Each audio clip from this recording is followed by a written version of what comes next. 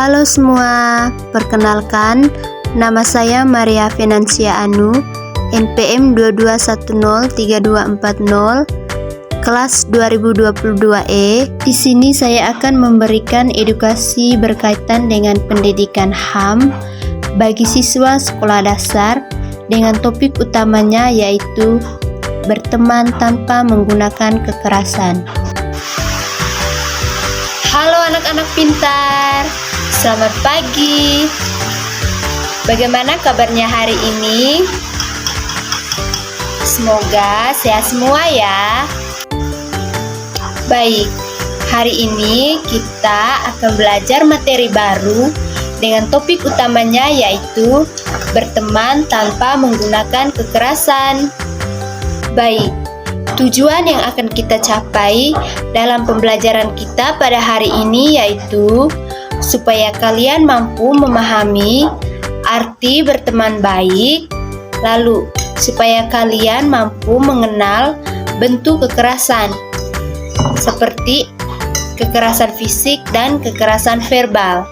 Lalu yang berikutnya supaya kalian mengetahui dampak kekerasan dalam pertemanan dan menunjukkan sikap saling menghargai terhadap teman-teman di sekolah maupun di rumah. Sebelum kita memulai pembelajaran kita pada hari ini, Ibu ingin bertanya kepada anak-anak semua. Pertanyaannya adalah, siapa di sini yang punya banyak teman? Ya, Ibu tahu di antara kalian atau kalian pasti mempunyai banyak teman, baik di sekolah maupun di rumah. Nah, hari ini kita akan belajar bagaimana caranya berteman dengan baik tanpa menyakiti siapapun. Baik anak-anak, di sini Ibu akan menjelaskan apa itu berteman. Berteman artinya saling menyayangi, saling membantu, dan saling menghargai. Contoh berteman yang baik yaitu yang pertama, mau berbagi. Kedua, tidak suka mengejek. Lalu yang ketiga, tidak memukul atau membuat sedih teman yang lain. Lalu yang kedua, anak-anak, ada yang tahu apa artinya dari kekerasan? Yap, jawaban dari anak-anak semua tentunya sangat benar. Kekerasan adalah perbuatan yang menyakiti orang lain. Jenis kekerasan ada dua. Yang pertama, kekerasan fisik dan yang kedua, kekerasan verbal. Baik, kita bahas yang pertama, yaitu kekerasan fisik. Kekerasan fisik contohnya yaitu yang pertama, memukul teman, menendang teman, lalu mendorong teman, dan lain sebagainya. Lalu, yang kedua yaitu kekerasan verbal. Kekerasan verbal contohnya yaitu yang pertama, mengejek teman, lalu memaki teman, lalu memanggil dengan nama buruk, nama teman atau nama orang tua dari teman. Baik anak-anak, memukul teman itu merupakan bentuk kekerasan. Lalu, mengejek atau membuli teman di sekolah ataupun di rumah juga merupakan kekerasan, meskipun tidak menyentuh tubuh.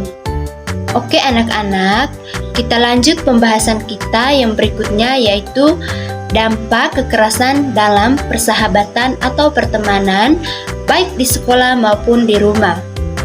Dampak dari kekerasan dalam pertemanan atau persahabatan yaitu yang pertama, teman menjadi sedih. Tentunya kalau kita mengganggu teman, tentunya teman itu akan merasa sedih. Lalu yang kedua, dampaknya kita tidak punya teman.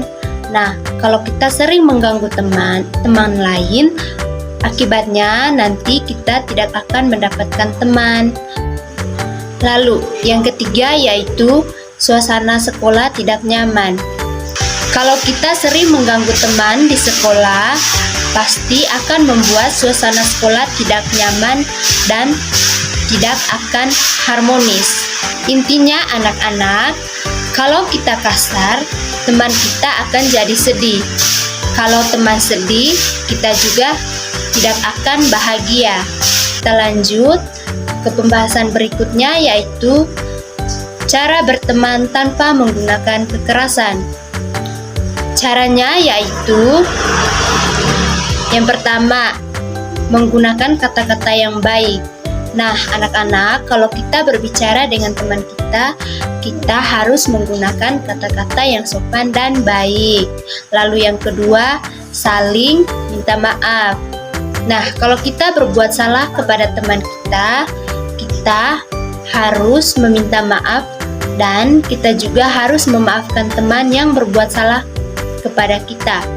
Lalu yang ketiga, bermain bersama secara adil. Lalu yang keempat, melapor ke guru jika ada masalah. Nah, anak-anak, jika kalian mempunyai masalah dengan teman kalian harus segera melapor kepada guru. Baik anak-anak, Ibu mengetahui bahwa di sekolah pastinya kalian pernah mengalami tindakan bullying. Oleh karena itu, Ibu memberitahukan kepada kalian supaya tindakan bullying itu merupakan salah satu kekerasan. Jadi, kalian jika mempunyai teman atau di sekolah tidak boleh melakukan tindakan bullying terhadap sesama kalian. Oke anak-anak, sekian saja materi kita pada hari ini. Terima kasih dan sampai jumpa kembali.